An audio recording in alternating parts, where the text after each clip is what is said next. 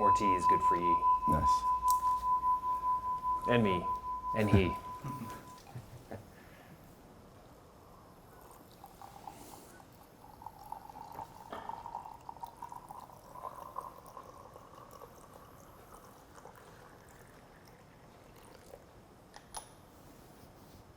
We're good? Mm-hmm. Good. All right. So this is the first one, right? Mm-hmm. So we'll just go with it. There's no script. Mm-hmm. We're just going to shoot the shit. We're just going to talk. And I thought a cool place to start would be the beginning. Mm-hmm. And I was racking my brain of when was it that we first talked? And I think it was your dad reached out to me first, and it was spring, like at the very end of your U14 AAA season. Does that sound right? That sounds right. And then that sounds very right. There's some other connections through my mom too, and then Brad Simmons as well. Yep. And I think everything kind of like heard about you and then had like 3 other points of contact of just like this kind of aura around you. And then I think the initial conversation was between my dad and you. Yeah. So that was interesting for me because when I moved to Wisconsin, Milwaukee, in 2006, the first hockey client I had was Matt Berzon, who was a goalie. Mm-hmm. And then I didn't have one until you. Mm-hmm. And you came in, you just turned 14 years old. My son Weston was just born. Mm-hmm. We were in Bayview, the gym. Yeah. And you came walking in. I think you at the current time, you're about the same height as you are now, right? About 6 feet, 6'1"? Yeah, pretty close. And you'd come off, what was it? It was like a disappointing showcase or something. I seem to remember. Yeah, it was the Waha development camp. And right. I didn't make it out of the state. Yes, that's right. And so anyways, we got going, and one of your assistant coaches was with you as well. He'd started as well. So you had a couple friends with you, and we spent the summer just getting into breathing techniques and kettlebells and posture and learning just how to move as a hockey player. Mm-hmm. And, you know, some people kind of came and went, but you stuck to it. Mm-hmm. And I remember the next big highlight was you went into, there wasn't 15-0 at the time, right? So you went U14 to U16. Yeah, it was actually the first year ever of 15-0. But 2 of us, actually myself and Ryan, who's coaching now, we made the 16 team. And so everyone else that we were growing up playing with were on the 15s, and then we were the 2 that went up on the 16s on that 98 birth year. Yep. Yeah, and then the 16s year, tell me if I'm remembering this correctly, there was a situation where you won some sort of team strength and conditioning testing, and you got to pick an activity. Mm-hmm. And I think I remember, you refreshed me on how it went, that you had a candlelit tea session with your team in the locker room. Yeah, for sure. I think it was, I forget like the details on all of that, of what the testing was. I think it might have been some sort of grip test. Okay, yeah. Maybe hang from the pull-up bar, or hold like 2 45-pound plates, something like that. Yep. And then did the tea or the candle and meditation, and I think it was part of like, okay, I believe in this, and this is what works for me, and then also like coming out of as bringing it to the team setting as well, which is a challenge, right? And I think it was cool. So if we date this for a second, I mean, 2015 would have been around that time. So you're now doing kettlebells and breathing and stuff, and core centered for a year. And you did something that a goalie shouldn't do on a team. Mm-hmm. And I remember that reaction on my part, because you know I was not a goalie, right? I played defense or forward, and you don't think of your goalie as being the guy with the strongest grip or strongest anything. You just think of their goalies. They're weird. They're off in the back, just kind of doing their thing. Yeah. And you think of players as the ones that are supposed to be the strong ones. And so I remember my reaction being like, you won the grip strength, right? And I love that you did the meditation with the tee. I think that's great. So you do meditation and tee and all these foot and hand strengthening exercises over a year. And remember the context, 2015. So at this time, social media is taking off like crazy, right? And we're already starting to see young men, 15, 16-year-old males, starting to train in a way that makes them look a certain way, but doesn't make them perform in the way that they want. Right? So they're looking in the mirror and they're seeing themselves jacked, right? Like big muscles. They think they're super strong because of what they see, because they're seeing, so they think they believe that they're strong. But then here comes this guy with tea and candles and meditating who's stronger. Do you remember thinking anything about that, or did that like cross your mind at all at that time? Yeah, I think if you even like rewind that even a couple years, I always identified as, bigger, not as strong, right? I think when I walked into the gym, I was probably 20 pounds overweight of bad weight, and didn't have, thank you.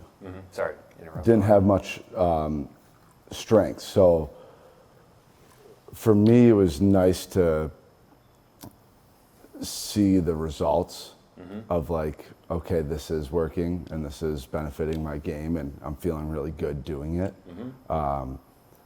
So seeing that transition from even a year and a half to where I went was awesome. Yeah. It was a great feeling. And I think then it always evolved, right? Like in that time, then it was like, okay, what can we identify now to progress on? Like, what else am I lacking in? Right. And try to become better at that.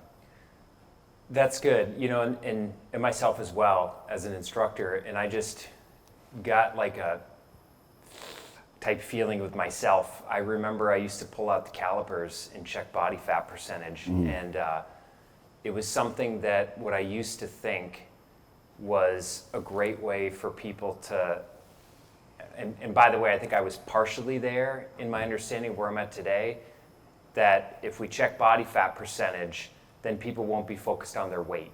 And it was a nice thought, but I think what it did was create some body insecurity as well of like, what's my body fat percentage? And I know I use the word should, like it should be in single digits. I mean, it hurts to think back on that I said things like that, but at the same time, it's something that is still talked about and utilized today in the fitness industry and strength and conditioning is looking at people's body fat percentages and weights. I've learned since then that really has nothing to do with anything. Case in point, as a side note, I would just say, just Google pictures of Ovechkin with his shirt off, right? Or think of the Ironman Phil Kessel and just take a look. Right. These guys look as they should look. They're comfortable in their bodies, right? And their performance speaks for itself. I think the key is that now what I do is I tell people just check your blood, which I think a few years ago, right? We in the summers, we all got in the habit of wanting body fat checked. Yeah.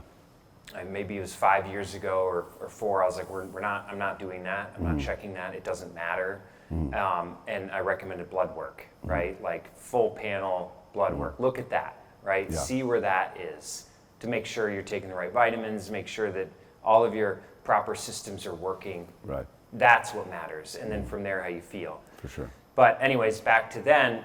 So you're getting strong. You're starting to see, okay, it's not how you look necessarily that determines how you perform. It's more about,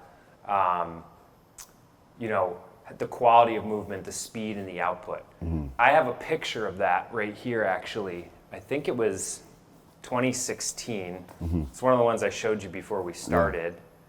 We'll see if the camera can pick this up too. But you are Yeah, here we go. You see that? Yep.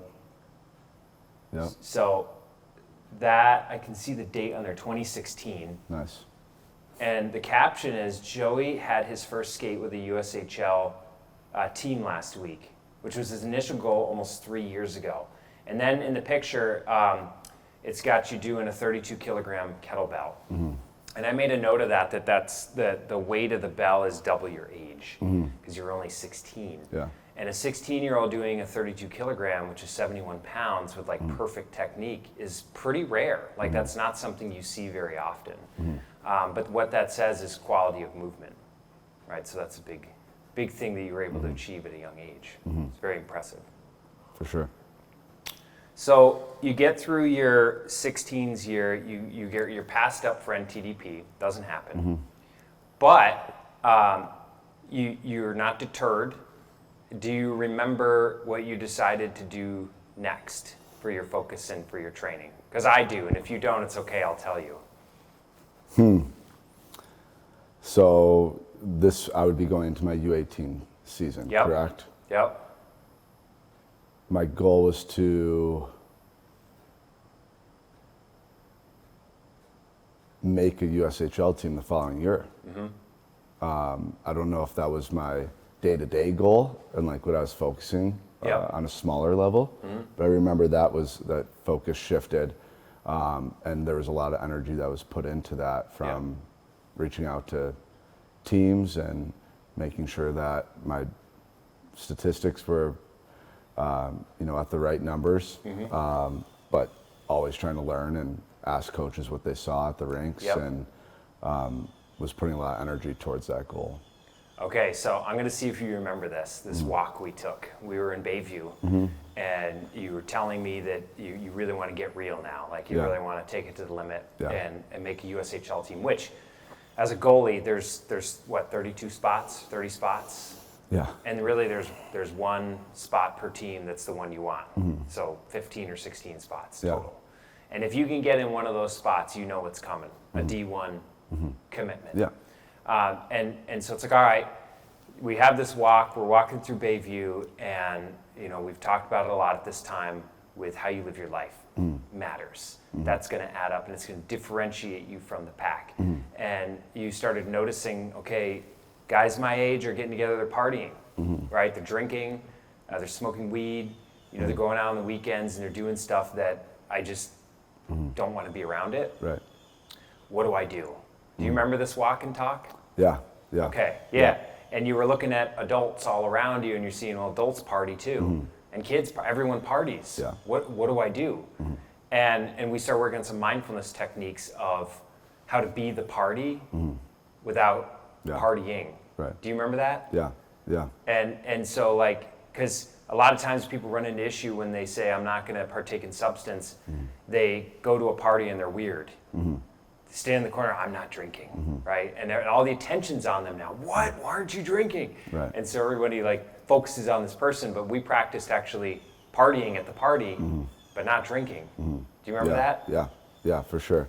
And kind of just being comfortable in your own skin and like almost like driving the pace, but without doing anything. Yeah. Who wants some shots? Right, But you're not taking shots. Right. Right. Kind of like that.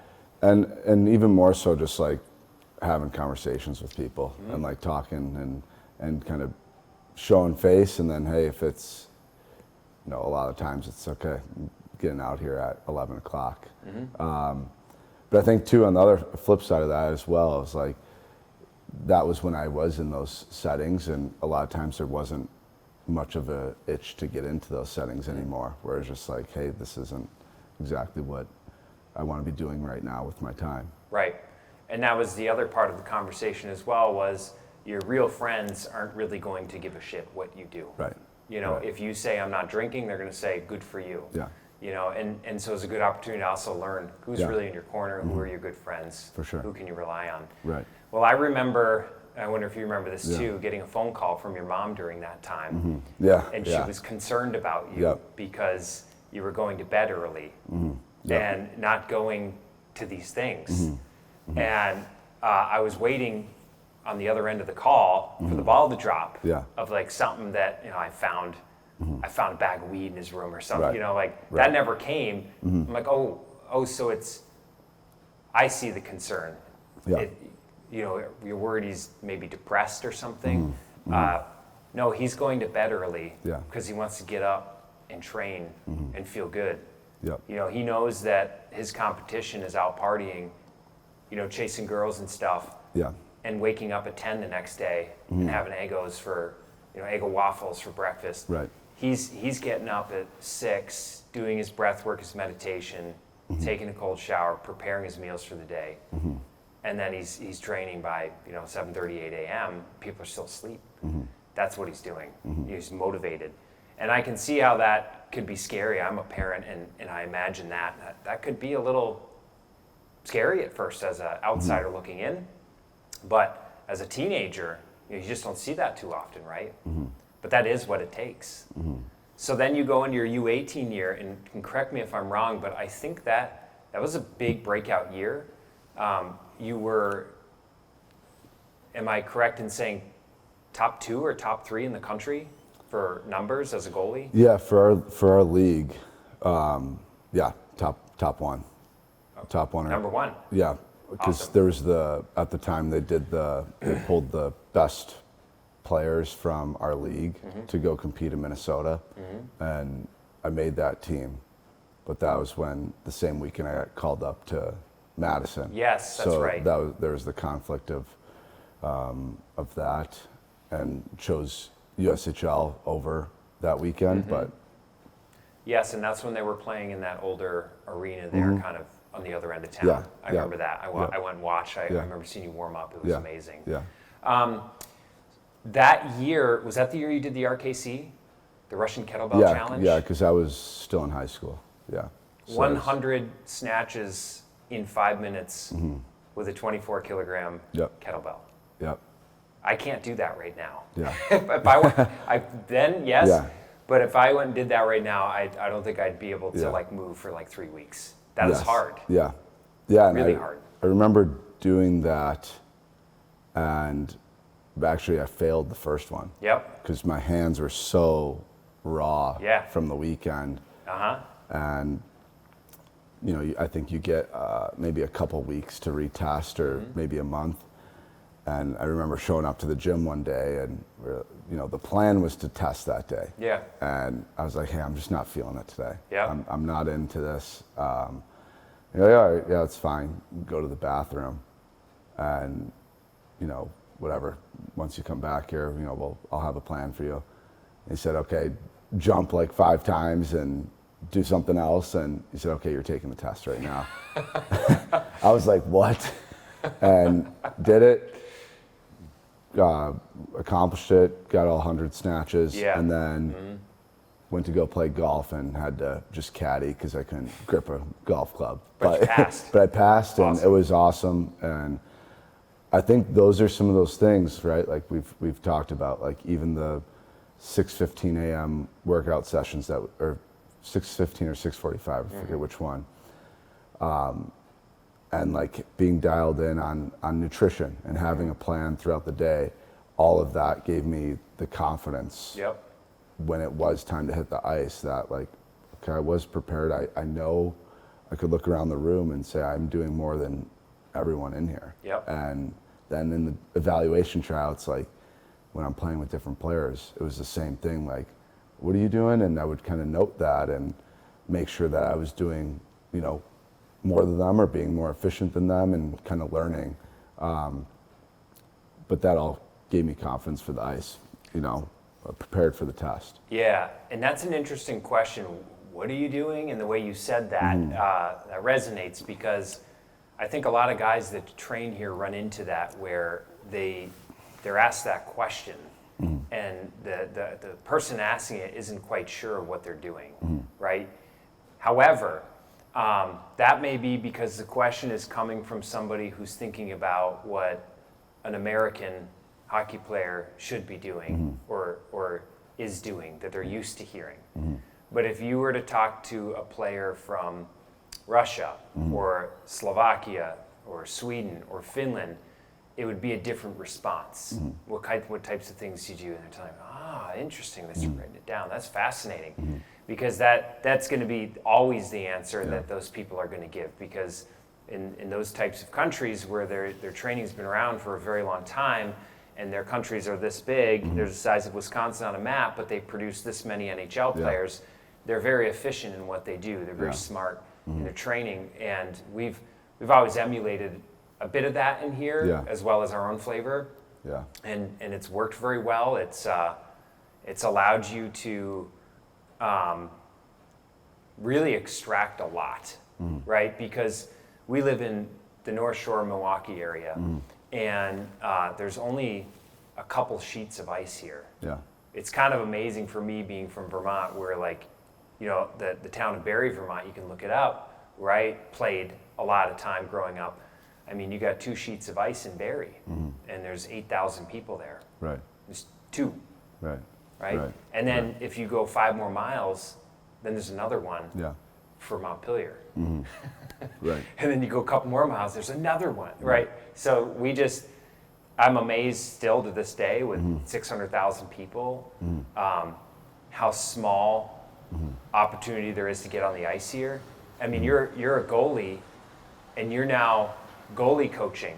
But growing up, if you wanted goalie coaching, you got to go to Minneapolis or Michigan or Chicago, or hope and pray that somebody's going to come passing through town for a couple days. Right. For sure. Right? Yeah. So think about, here's this guy who goes and is #1 for AAA in the country with all that going on. That's a lot of concentrated skill by you, right? Smart stuff. And then you go from there to backing up Dryden McKay, right? For the Madison Capitals in your rookie year there, who went on to win the Hobey Baker Award in Division I. Remember that? Yep. I mean, you get on that team, and you played great. You had a standout season. Later on in the season, which this is what really tells you about a hockey player or team. Everyone wants to quit in January. But if you're a type of person that January is going like this, right?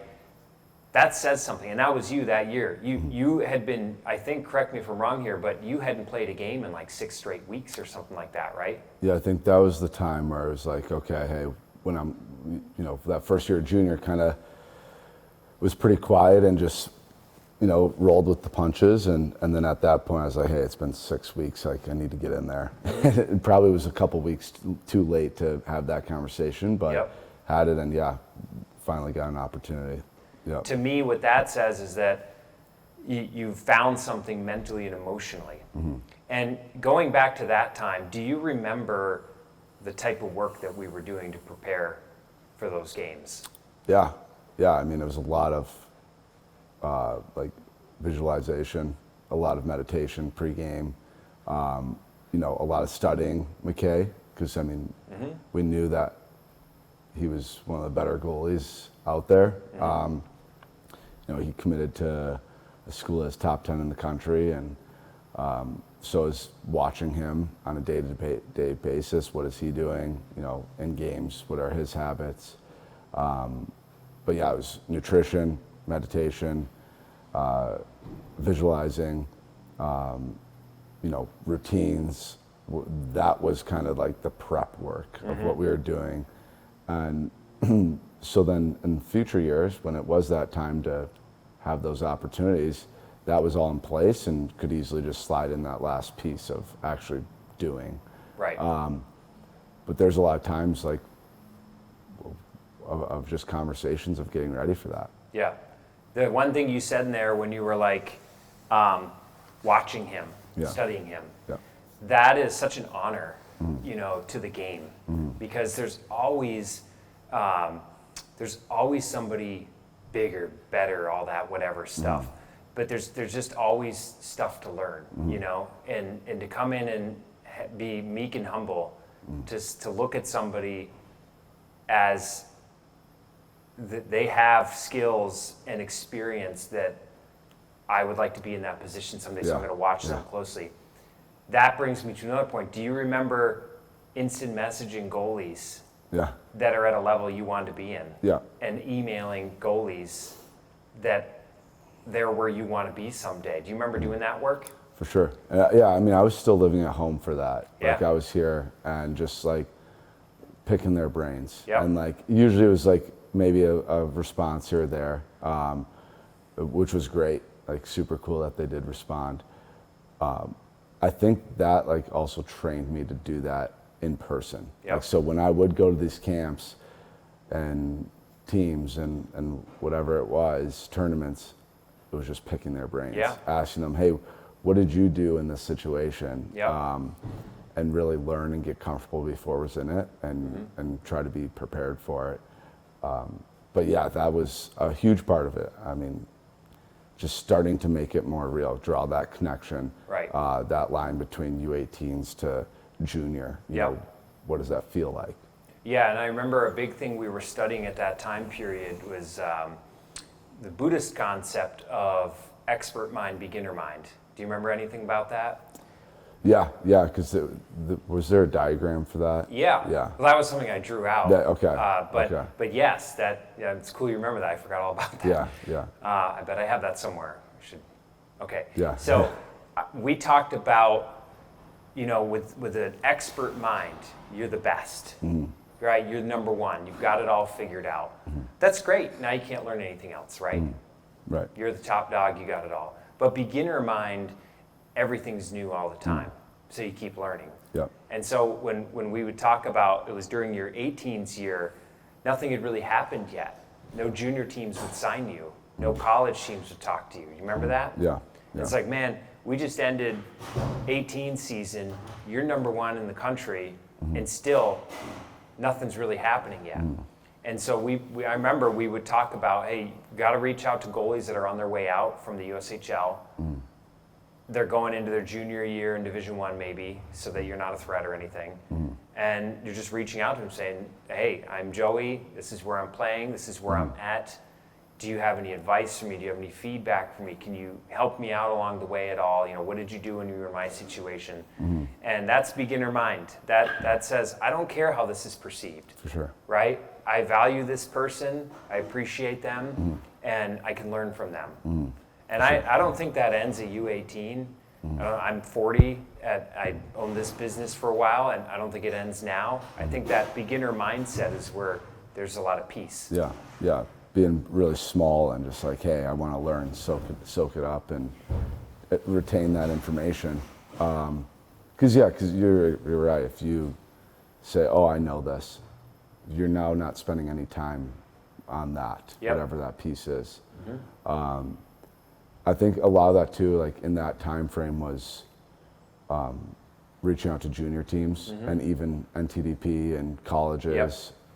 Colleges were more juniors, but in AAA, I was reaching out to junior teams and asking them to come to the rink. And hey, before the weekend, saying, hey, this is when I'm playing against these teams. Can you come watch?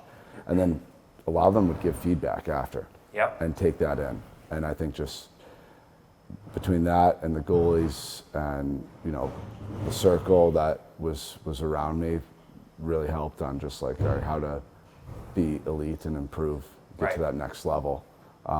But at the end of 18s, I was tendered to Shreveport, which was cool.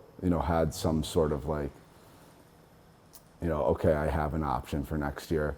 And then after that season was the draft for USHL. Nice. That was after 16s. Okay. Pre-U18s. Gotcha. Because they wanted me to come play U18s in Madison. Yes. So that was kind of that time frame there. Yeah. Which is just, who knows the intent behind any of that, but it worked out. And then your second year in the USHL, do you remember the book that we made to prepare for your season? Yeah. I wonder if I have that still. I do. Yeah. I think it was like 27 pages. Yeah. Do you remember what was all in there? Yeah, I mean, it was a lot of papers of like meditations, right? And areas for me to fill out my meditations. Yep. Is what I remember. So there was journal entries. a template for journal entries, but it was also, we went through your whole game schedule for away games, and we figured out which food options there That's were. right. Yeah, that's and, right. And what were the healthiest options available per town you're going to be in. Yep. We looked at how much travel time, like we combed through all of it. That's right. And if I remember correctly, that season, and that's not all that was in there, right? No, right. There was your warm up, your meditations, your recovery, meal plan, all of it, strength and conditioning, resources, just extensive. Yeah. So Madison Capitals in your second year of juniors was last place. Yeah. I don't remember what the record was, but it was under 20 wins for sure. Yeah, and at least in the first half of the season, it was one of the most atrocious records in the USHL history. And there was Isaiah Seville, I believe, was number one for goaltending. And you were teetering between second, third, and fourth in the league on a team that was averaging over 30 shots per game in the USHL with the worst record. Yeah. Yeah. That was a lot of fun to watch. Yeah. And that season led up to the Jack Hughes, Cole Caulfield scoring record NTDP team. Yeah. And you guys had a game against them, 2-game series, where they hadn't lost in over 3 months. Does that sound right? Yeah, I think one of the goalies didn't lose all year. Right. Like that was the kind of the build up. I think he did win the first night, and the second night was a different goal. Yeah. So this is March of your second year in the USHL. This NTDP team has not lost a game in over 3 months. You're down to one broken goalie stick. Yeah. You have just one stick and it's broken. And the previous night, you guys lost to them 11-0, right? Yeah. Yeah, it was, I got pulled at like halftime. Yeah. And Caulfield already had a hat trick. Yep. It was 9-0 or something like that, Yes. like early. Yes. And so then Saturday morning, do you remember what we did? Yeah, we went to one of those hotels you're staying at and drank tea. And I mean, it was kind of a like, okay, what now moment for me? Like, how do we take that next step? Because it was pretty deflating. I mean, giving up 9 goals is never fun. Right. Wasn't the last time either. But we talked for, I believe about an hour and just kind of went through, okay, like, how do you want to feel out there? And like, became really small and like, focused on little things, focused on resetting, focused on, just one puck at a time, and had that kind of mindset going into that game. Right. And, I think that made me more comfortable, and also is like, hey, this is the worst case just happened. Yep. So really what else could happen? Yeah. There's nothing else to worry about. Yeah, I remember seeing that score on that Friday night. Yeah. And laughing. Yeah. And being like, oh my gosh. Yeah. Right? Yeah. And then texting you and saying, I'm coming up. I'm going to come up tomorrow. Yeah. And we met in the hotel because there was 2 things going on. There was you guys playing that game, and then you remember this time when 11 of those USM guys were in the gym, more than half their team. Yeah. And then they won the state championship that same day. That's right. So it was quite the day. Yeah. So then Saturday comes around, and you guys beat them. And you stopped 72 shots. I think I said 73 when you first walked in. No, 72. 72 of 75 shots you stopped, and you guys won. It was an onslaught. I've never seen anything like that before. I mean, I felt so fortunate because, one, you aside for a second, I got to watch Jack Hughes, like one of the smartest players I've ever seen, and I was standing behind the net ice level.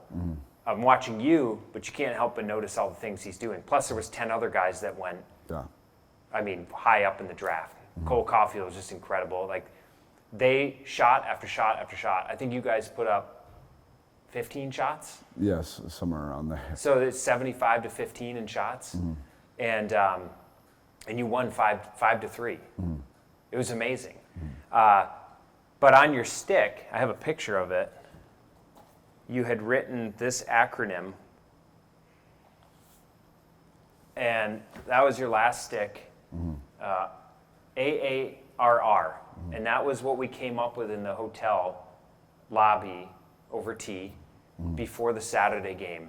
Yeah. And neither of us remember what it means, but I do remember that it signified like an energy coming up, right? That you're in control and that you're in the present moment, and that score or saves do not define you as a being. Right. Yeah, I don't remember what it means. I remember how it felt. Like, you know, if I put that on my stick today, or, you know, if I was playing again, it would be just like a reset, like a mental reset, and just like back to earth, like just, okay, next puck. Yeah. And I think mentally it was like, I had a lot of confidence in myself. Like, I can make one save. Yep, right? that's all it is. It's all it is one save. And then when that puck would go out of the zone, it's like, okay, reset. I can make one more save. Right. And I think going into a game like that, it was like I wanted to make all 70 saves on Friday night in the first period. And we saw the result for that versus just taking it one by one. And it's like, oh, this is the result now of 60 minutes. So, but yeah, that stuck with me throughout all of juniors then. And there's the, when the sound goes off. And I still have that picture up on my my board next to my desk. Like, to me, that's it. And what I really like about that there is just how happy your team is. You can see everyone is like, their faces, they're just freaking out. And then you look hilarious because you're just like, look like oh, save me, I'm just done. You know, it was unbelievable to watch. And then the NTDP team, I don't think they know what to do. They're just kind of like still. Right. It was probably a shock. Yeah. Like, you guys were by like the absolute worst team in the USHL by far. Yeah. Last night was 11-0. Yeah. Tonight, this guy, we can't score him. 72 saves. I've never seen anything like that, ever. Very cool. So then, at this point, are you committed to St. Cloud? This would have been March. Yes, because I was committed by Thanksgiving of my second year. Right. It's kind of that, or just after. By Thanksgiving. And by the way, that was really a nice lesson, I felt, because a lot of kids get worried if they haven't heard anything. Yeah. Teams aren't talking to them. Yeah. Doesn't mean they aren't talking about you or watching you, and we went through that where it didn't seem like it mattered what you did. Yeah. Schools won't talk to you, right? They kept saying, I want to see you in juniors. Well, you're seeing me in juniors, right? I'm competing, I'm doing it. And then all of a sudden, was it like 20 offers in 2 weeks or something? Yeah, it was weird. And everyone kind of told me this too throughout the process of like, okay, once you get your first offer, that's when the rest come, which is really interesting. But yeah, a school offered me, and within that next week, anywhere from 10 to 15 offers, I would say, kind of came in, and some were like, hey, we want you to come visit. Some were like, we need an answer in 24 hours. Right. And I just felt like St. Cloud was like real family, good culture that I wanted to, they felt like they wanted me to come up there on the right time and my terms, and felt like home up there. But that was kind of the process of how that unfolds right away. It's interesting.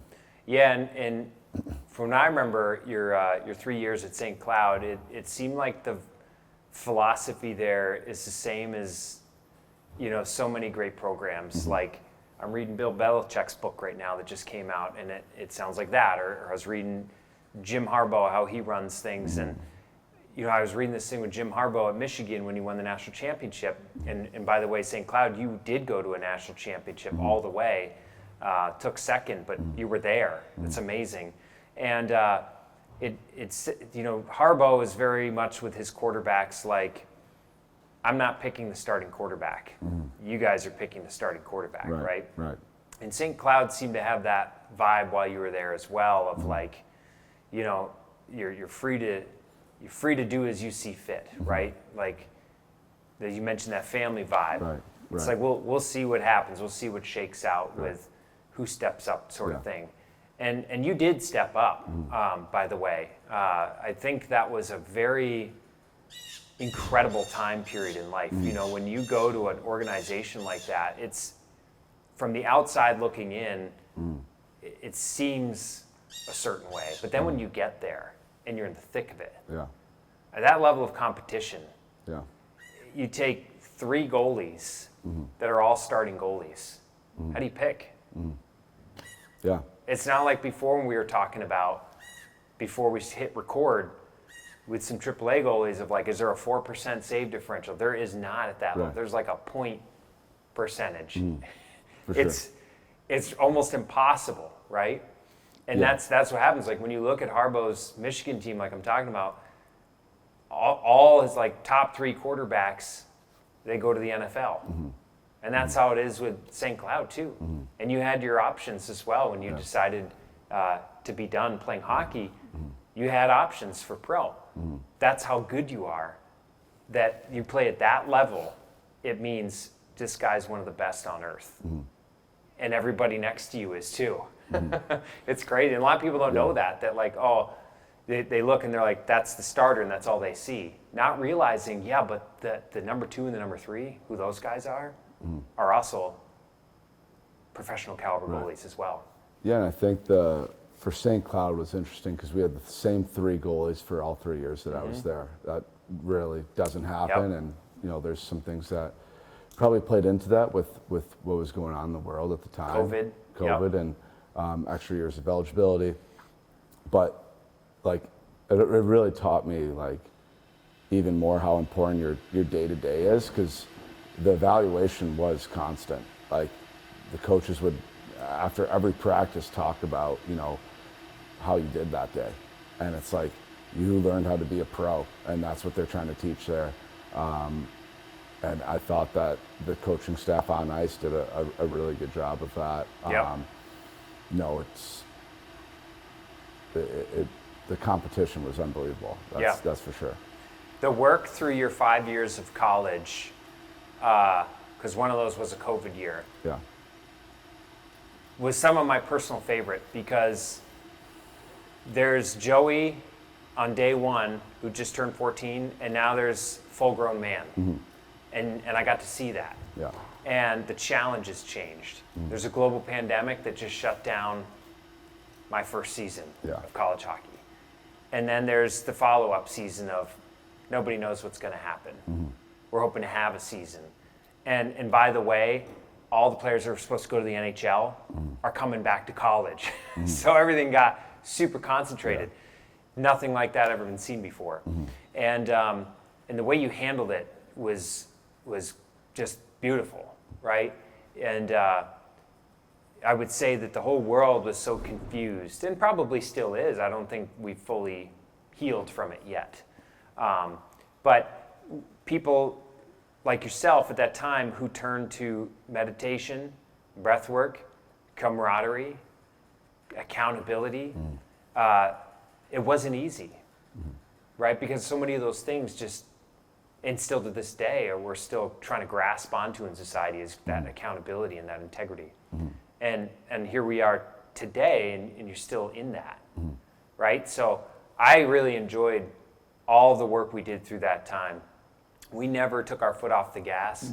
Everything that happened, we pivoted, and we found new ways to think about it or to work with it, no matter what. If you'd gone on a stretch where you hadn't played games and were wondering why, we wondered why. And we came up with reasons to succeed constantly. And that's really hard. You know, a lot of people under that kind of pressure, they're just like, I can't take it anymore. You never once did that. It's pretty amazing. Yeah. Yeah, I think during COVID was a good point of that. Like we pivoted, and I was in the best shape of my life during COVID. I mean, it was like 3 free months of training before going back to school, and that was very cool. But one thing that like is very important, I think it like bleeds into today too, of just like the family aspect of everything. You know, if you can totally trust the person next to you, if it's either a coach or a player or a teammate or a staff, whatever it may be, the family always wins because they're tighter. That's right. And I think that, referring to St. Cloud, our best year was a family team. Like we went on long after other teams were done because we embraced the crap, we embraced the suck, and it was just like, we laughed about it and we kind of went about our day. But yeah, the accountability, like you mentioned, is massive. Believing what you're doing and the people who are around you is great. It really is. The family aspect is good, literally, because your dad and I would talk regularly. And sometimes I think you knew it, and sometimes you didn't. And a lot of time, it was me to support him or him to support me in supporting you. There was this invisible net, because it's hard for everybody. When you get that high up in your career, it gets more difficult. It doesn't get easier. It gets harder. And more support is needed, because it can be lonelier at the top unless you surround yourself with people that you love and trust. And I think we did a good job with that. Some of my favorite conversations are still vivid in my mind. You're talking with your dad. It's like, we're not even talking, I'm talking with your dad. And we're talking about ways to support you. And that camaraderie is alive today. I mean, I'm going golfing with your dad next week. I think the three of us are going to go. And I think that creates a kind of trust and a friendship that goes, again, beyond stats. But yet those are things that help with that. So, for sure. And then, so we fast forward beyond college, and you made one of the bravest decisions ever, which is to retire from hockey. Very, very amazing decision. And I remember feeling like very happy for you when you made that decision, because it's a decision that isn't for everybody. For some people, they need to keep playing because they want to keep playing, but when you're done, you're just done. And you made that decision. I thought it was a good one. I agreed with you that it was the right time. And I selfishly was a little sad because I just thought, well, does this mean that I'm done working with Joey? That sucked for me. I was like, I don't know if I'm ready to close that book out. I like working with Joey. But that's not my role right now, is to give him space and let him be. And then last winter, you reached out, and you're coaching now, AAA hockey, and you had an idea for how to work together. And I was so thrilled, because personally, I have two coaches that I hire and that help me a lot every day. One is more like business oriented, which is very logical, which for somebody with ADHD, it's crucial. Co-organization is difficult, so they help me with that. And then the other one is all emotional, because that's just, I need that, right? It's very important for me. And you reached out looking for a little bit of both from me with you, with your team. But the main theme was accountability. And I'm like, yeah, I can do that. I can talk about that all day long. I live that. I love it. And so we've been working together since. And I mean, I think, I'm not going to say it's a new book. Feels like maybe a new chapter. Maybe like Lord of the Rings, where there's book 1, 2, and 3, but it's one book. Maybe we're on the two towers. But I really like what we're doing now. I like it a lot, actually. And like, I'm feeling a little bit like I'm going to watch you play next weekend when I go to watch your team's games. And this is going to sound crazy, but I almost texted your dad to say, like, are you going to go watch Joey's game? I'm sure he'll be there. Right. But I can't help it. But I'm also going to be there to watch a goalie on the Madison Capitals, who I work with. And then I'm going to watch you on the bench and how you handle your team. And I'm going to give you notes. And I'm going to watch some other guys that come in here that are on your team as well to gain a better perspective. So I'm there to watch a lot of people. But I can't wait to see you as a coach. I've been asking about you around the streets. What's he like? And I'm hearing good things. And this year, I know this isn't everything, but it's something. It's got to feel good to have 5 straight wins this year, especially when you think about how last year was. First year as a coach, not really your team, just kind of jumping into it. It went the way it went. I think it actually went like this. I think your season improved as it went along. But the thing that I'm saying is that I've enjoyed and appreciated about working with you now as a coach and supporting you in your vision is everything you did, your whole experiences, you're now giving to the next generation, sharing. And then learning how to apply it from top down. Because as a kid, you receive. As an adult, you give. And you receive, but it kind of flips, you know what I'm saying? And now you're the adult in charge, you're the head coach, and you're sharing that. And one of the really cool things was the document, refining accountability. I mean, any one of these coach books, right? 11 Rings, Phil Jackson. I was getting confused with Phil Knight. Phil Jackson. Yeah. 11 rings, 11 NBA championships as head coach. Pep LaGuardia, Bill Belichick, right? All these guys say the same thing. It's all the same. You can read these books, but they're all the same message, right? It's love, it's accountability. Accountability is love, love is accountability. Same. It's a secret ingredient. Yeah, 100%. I think that family side of things too is right in there with that. And just, I think you nailed it with trying to help that next group of kids coming up of like, okay, can I try to find a situation I was in that might help them, like they might be feeling like they're in that same spot, and how can we get them out of that? But it's unique, right? It's completely different now. As a player, it was focus on myself, focus on what I need to do and get better. As a coach, it's managing energy. It's trying to learn how kids learn or get coached. Someone might like a really stern coach and be harder on them, and one might need to have more sit-down conversations. Everyone is completely different. So I think coming back to the, actually getting to know the player is important to me. Nothing's ever perfect.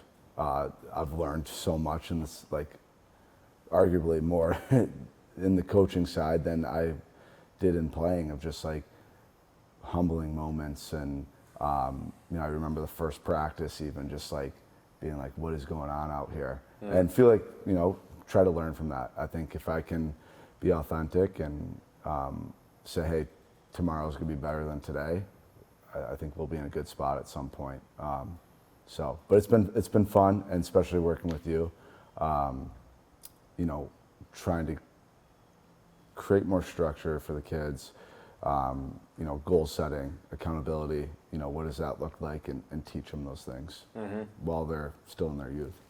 Smart. It's very smart that you're asking for help, because we are tribal by nature, and we need each other. Humans, we need each other. We need help. And that's back to that beginner mindset of like, I'm here to learn and grow. And myself as a business owner, November is 17 years. And I am identifying currently areas that I suck at with running a business, and there's a lot. And I'm starting to ask for help with them. It takes a lot of courage to do that. So I appreciate that about you. It really inspires me, actually, and motivates me that you're still here after all these years. And by the way, they weren't all like cupcakes and sprinkles. There was tough times in there. There was headbutting. There was disagreements. We had all that, right? We weren't always seeing eye to eye on things. And a lot of people just run for the hills when that happens. But I think that the fact that we stuck together, that builds more trust. It's like you know that when the going gets tough, this person isn't just going to bail on me. We're going to work through it together. And that's what I've learned in a relationship with my wife, with my business, right? My kids. It's just, there has to be friction in relationships. For sure. Canceling things out doesn't work. You've got to like figure it out. And as long as it's not toxic, right? Right. You can figure it out and keep moving forward. And we've done that. Yeah. I just have a couple more questions for you. And they're more about your perspective of just being here all these years. Like, why have you stuck around? What has this place meant to you? And actually, you've been in 3 different gyms since we've been together. So what is training together? 4. Yeah, 4? Yeah. Oh, no. The park. Right, Lemke Park during Yeah. COVID. So what has our relationship meant to you? Why are you still here? I mean, all that kind of stuff. Yeah, I mean, that's a big question because there's a lot there. I think like what comes up right away is the trust. Like I know what I'm getting from you on a daily basis. I know that you're reliable and you're in my corner and you're trying to, you have my back essentially. I believe in what we do in here as well, from breath work, meditation to the strength training, conditioning. And same thing, like if you can't provide it in here, you'll send me to someone who can. So that gave me a lot of trust. I think the results were a big part that's not talked about as well often enough. I kept playing longer than my peers. And I think that was like, okay, I'm doing this different and it might not be, what everyone else is doing out there, but the results were there and I kept playing and was healthy and, felt that my career was getting extended because of being in here. So that was a huge part, right? If there wasn't results, why would someone come to a place, right? Yeah. I think initially that's why anyone joins a gym, or especially somewhere here where it's unique and different. They're like, okay, well, I'm coming here for a reason. I need to see something. So I think that was a big one as well. But family, right? We've over the years we've got to know each other really well and kind of know each other at a deeper level. Right. And we each know how each other tick a little bit and can lean into that and challenge each other. Even just being different and seeing those results on a daily basis. Yep. So. If I'm going to answer the question a little bit too. Yeah. There's so much time outside of our sessions. Like people, parents, they look at logistics, they see I'm paying this much for this much, and that's what they see, which is very limited. But I think of all the situations and the scenarios that are not paid for, that aren't billed for, that aren't scheduled, that go into the relationship. One I'm thinking of an example of was during COVID, where everyone was afraid, isolated. We're starting to see an uptick in mental health issues. And I had a fire for you, Sam, Robbie, Ewan. Was there somebody else too? No, I don't think so. And it was at nighttime. Maybe Noah. Maybe Noah. But we all got together and just sat around the fire and talked. Yeah.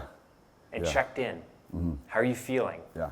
Right? You remember that? Yep. We just spent a couple hours sitting by the fire talking. Yeah. And there's been a lot of those. There's been some sage, right? Yeah. From passing from one team, AAA, remember that? We did the moving from the boy league to the man league. We took the sage and ripped up the boy jersey and buried it. Yeah. And then talked about releasing of all the emotions of being a boy and stepping into the world of men and becoming this world-class goalie playing in the USHL. You remember that? Yeah. Out in the woods? Yeah. It's freaking cool. Yeah. There's so many heart-to-heart, deep spiritual, emotional discussions that are just not part of the session, but end up becoming crucial. Remember the King's ceremony we all did for Sam? There's like 50 men there, right? You remember that? Yep. That's not a paid or scheduled session. That's just a bunch of people wanting to help and help men connect, help human beings connect, and be something more than their title or their label. And there's been a lot of those, a lot of those times, and I think that's what builds a bond too, is that like we talk about trust. You say, I trust you as a goalie because you stop a lot of pucks, right? But I don't know you as a person. So you have some trust, some. But for full faith, full trust, you go beyond what you're doing and into the being. And one thing I'll say about that is that from a very young age as an elite athlete, as a boy, you're separated out from the girls and you're put with a group of guys and you're taught to compete against another group of guys and you spend the next 10 years doing that, isolated with guys competing against guys. And it doesn't end there. It goes in the locker room. You're looking around the room, this guy wants my spot. So you're competing with that guy too.